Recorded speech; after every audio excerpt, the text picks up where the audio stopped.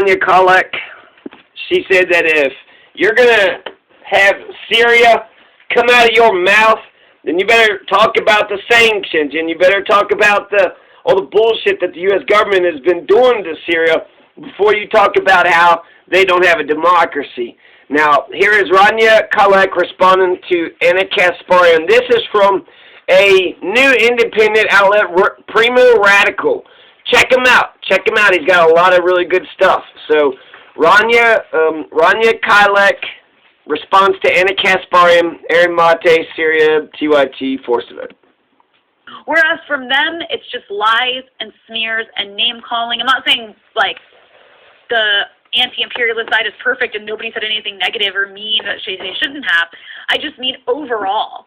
That's the difference here. But according to them, that all anti-imperialists work for Russia or Syria. Right, which is a problem, too. It's like, okay, so now anti-imperialism is bad? Like, and that's another thing I don't get is, Anna Kasparian will sit there and say, oh, Aaron Mate denies child murder, which he hasn't. But let's say he had denied child murder. That's a problem for you? I mean, you sat down with Madeleine Albright and smiled and giggled. Her child murder, her actual murdering of children did not seem to bother you. Yet, Aaron Mate just goes too far because he questions something that should be questioned. Like, it's not even consistent. Like, her behavior isn't even consistent unless you view it through the lens of a social chauvinist. Okay, maybe you want Medicare for all, which you kind of don't if you didn't support Force the Vote, but whatever. Maybe you want, I'll give her that, I'll be generous. Let's say she wants Medicare for all, and she wants, a U.S. welfare state. That's all great, grand, and lovely, but it doesn't make much of a difference if you continue to support imperialism. And that's what I mean by social chauvinist.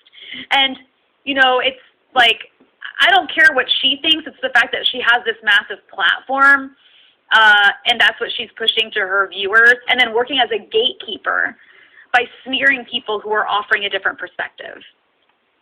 And, I think it does tie into a larger class issue as well, because you see people at TYT where, they're taking $20 million investments from Jeffrey Katzenberg, and also, related to that, not reporting on him criminalizing homelessness in Los Angeles.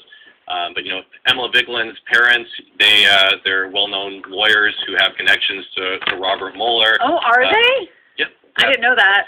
Yeah, Robbie Yeager did a really good expose on TYT a couple of years ago, and he went into that a little bit. So it seems like a real class issue where these people are supportive of the transatlantic coastal neoliberal establishment and really demonize any people who are anti-war or anti-censorship or maybe talking about any sort of broad working class solidarity.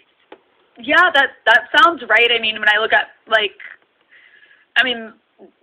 guess it doesn't always go along class lines, but for the most part as a group, yeah, you can see that. Whereas, I look at the outlet I work for example, which is Breakthrough News, and we're definitely, less white, but we're also definitely class diverse. Like, I come from an immigrant background. Both my parents left Lebanon